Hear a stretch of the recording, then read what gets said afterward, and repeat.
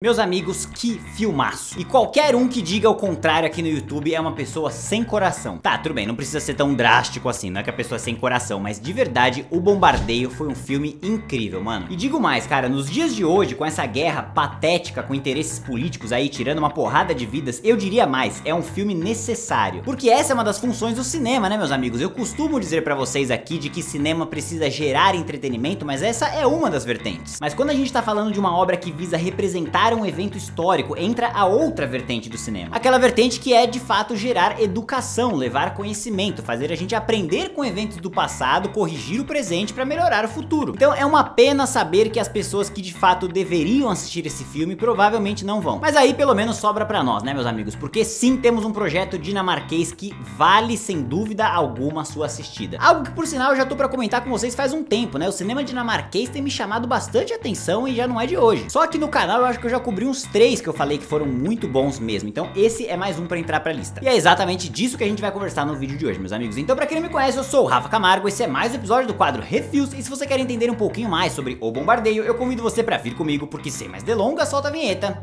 e vamos nessa!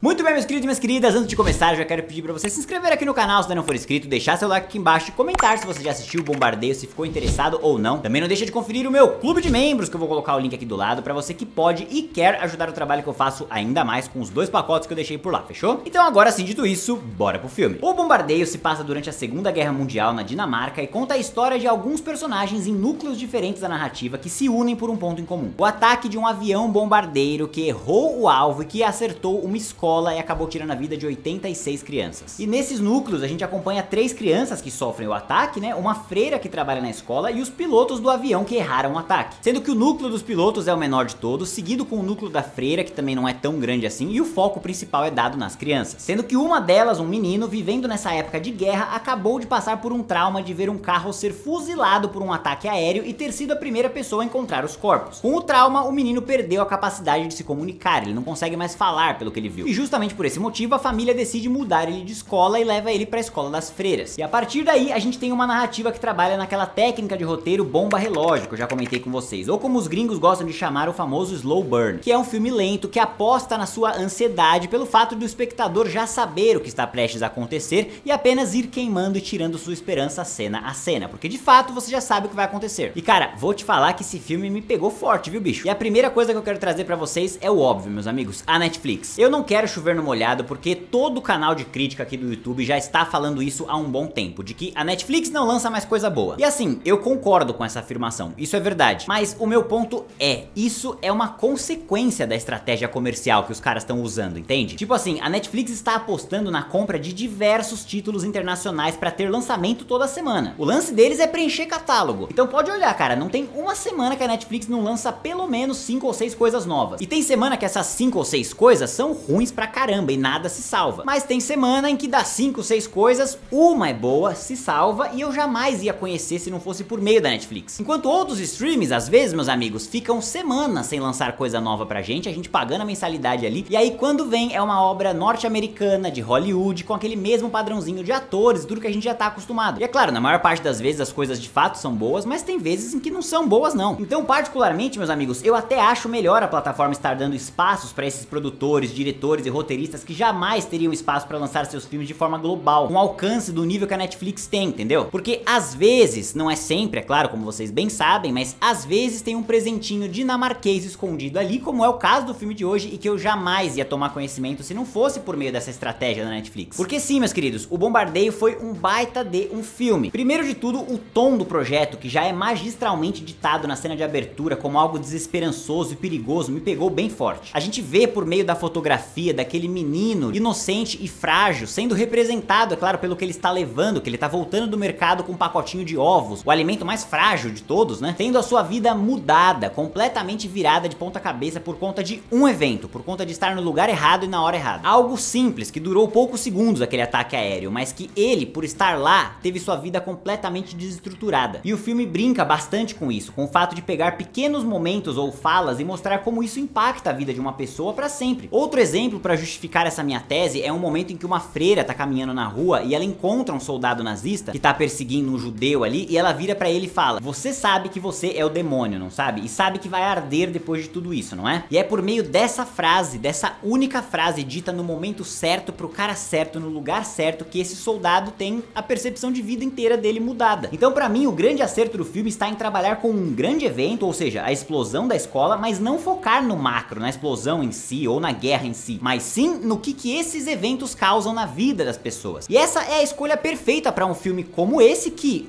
não tem um orçamento muito alto e 2, não tem uma grande reviravolta na história. Na essência, a história é isso mesmo, cara, um erro humano que causou um acidente que bombardeou uma escola ao invés do alvo, que era um quartel-general. Segurar uma história de 1h30 só com isso não ia dar muito certo. Então, inteligentemente, eles decidiram seguir por uma rota mais pessoal, concentrada ali em 4 ou 5 personagens e no que esses eventos causam na vida deles. Eu achei isso muito interessante. Outro fato mega curioso e legal de se analisar é a relação da guerra com Deus pra galera que viveu no período. Tem uma cena bastante provocativa e bastante interessante, mas nem um pouco insultante também, nada ofensiva, de uma galera na escola, as crianças começando a perguntar pra professora como Deus age em meio a uma guerra. Porque de fato, meus amigos, pra quem viveu naquela época, como será que era a relação com Deus? Como será que as pessoas viam e justificavam os ocorridos pros fiéis? E uma das freiras chega a verbalizar pras crianças de que Deus protege os humanos, ele ama os seres humanos, e que os judeus não são seres humanos. Então percebe o lance da manipulação humana em cima de crenças religiosas? Isso é muito perigoso e algo incrível de se analisar e incrível de ser colocado num filme pra gente pensar. Então assim, meus amigos, em resumo, nós temos uma história bastante pesada, é um filme difícil de se assistir, mas um filme necessário, inclusive, pro momento que a gente tá vivendo. É sempre importante a gente ter lembranças de projetos como esse que mostram os impactos da guerra na vida das pessoas, porque o que a gente costuma assistir nos jornais são os grandes eventos, as explosões, os bloqueios de estradas, as pessoas tentando fugir. Agora, e as histórias individuais? O que esses eventos causam na vida de uma pessoa? É aí que entra a magia do cinema, né, meus amigos? E eu acredito que esse filme foi bastante na veia. Pra você que é um espectador que gosta mais daqueles projetos porradaria, cena de ação, uma atrás da outra, esse provavelmente não é seu filme. Estamos falando aqui de um projeto lento, propositalmente lento, e que aposta na sua sensação de ansiedade e no seu apego com a vida daquelas crianças e no que está prestes a acontecer. Mas que eu tenho certeza que se você se permitir embarcar nessa jornada e na forma da narrativa, você será extremamente recompensado